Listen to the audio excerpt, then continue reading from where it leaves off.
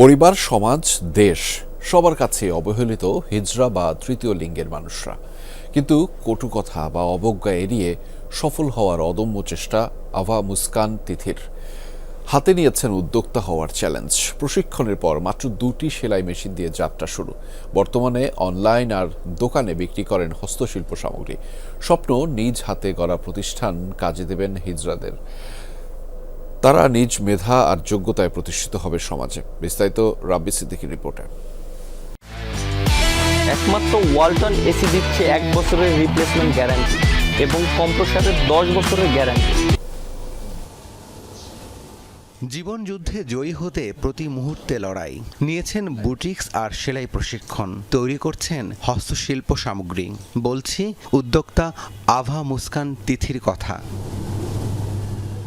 চন্দ্রলতা নামে একটি Facebook page খুলে শুরু করেন ব্যবসা। অনলাইন অফলাইন দুই মাধ্যমেই বিক্রি করছেন হাতে তৈরি শাড়ি, গয়না, ব্যাগ। বর্তমানে বেশ ভালোই ব্যবসার অবস্থা। হাতের কাজ করতে অনেক ভাল লাগে, আমার উল ভাল লাগে, আমার কুশি কাটা করতে ভাল লাগে, আমার নিজের মতো করে জামা বানাতে ভালো লাগে। এই গয়নাগুলো হচ্ছে আমার নিজের হাতে তৈরি করা। এই জুট কাপড় আমি বস্তা ধরে কিনে আনি, সেখান থেকে কাপড় আমি বেছে তারপর হচ্ছে আমি এটা করি। এখানে এই কারণেই করি, আমি কাপড় কিনতে পারি, কিন্তু ওই যে কাপড়টা ফেলে দিচ্ছে ওই কাপড়টা কিন্তু নষ্টই হয়ে যাবে। কিন্তু সে নষ্ট হয়ে গেলে কি হবে, কোনো লাভ হচ্ছে না। সে কাপড়টা আমি কাজে লাগাচ্ছি, এটা হচ্ছে আমার রিসাইকেল প্রোডাক্ট। হিজড়া হওয়ায় পরিবার, সমাজ, রাষ্ট্র সব জায়গায় পেয়েছেন অবহেলা। শুরুতে কেউ সাহায্য না করলেও আজ তিনি স্বাবলম্বী। পাশে ছিল বন্ধু সোশ্যাল ওয়েলফেয়ার সোসাইটি। ব্যবসার পুঁজি আর প্রশিক্ষণের মাধ্যমে বাড়িয়ে দিয়েছে সহায়তার হাত।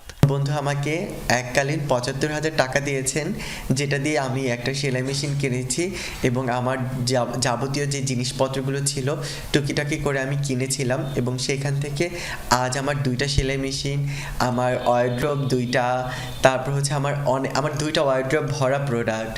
আর এটা হচ্ছে অনেকটা বলা যায় বন্ধুর একটা অবদান। নিজ হাতে গড়া প্রতিষ্ঠানে কাজের সুযোগ করে দিবেন তৃতীয় লিঙ্গের জনগোষ্ঠীর বড় একটি অংশকে। স্বপ্ন দেখেন মেধা ও যোগ্যতায় সমাজে প্রতিষ্ঠিত হবেন তারাও। জানি না আল্লাহ আমার এই স্বপ্ন পূরণ করবেন কিনা। আমার খুবই স্বপ্ন যে আমার একটা শপ হবে, আর যেই শপে শুধু আমার পিছিয়ে রাখা যে বোনেরা আছে আমি তাদের নিয়ে কাজ করতে পারবো। খুবই দুঃখিত, আমি আবেগ এই কারণেই চলে আসে, কারণ সমাজ এত বছর পরে এসেও সমাজ মানুষ হিসেবে এখনো স্বীকৃতি দিতে পারলো না। এখনো হিজড়া নিয়ে শিক্ষিত সমাজের মধ্যে নেতিবাচক দৃষ্টিভঙ্গি বরাবরই মর্মাহত করে সফলেই উদ্যোক্তাকে। রাব্বি সিদ্দিকী, যমুনা নিউজ, ঢাকা।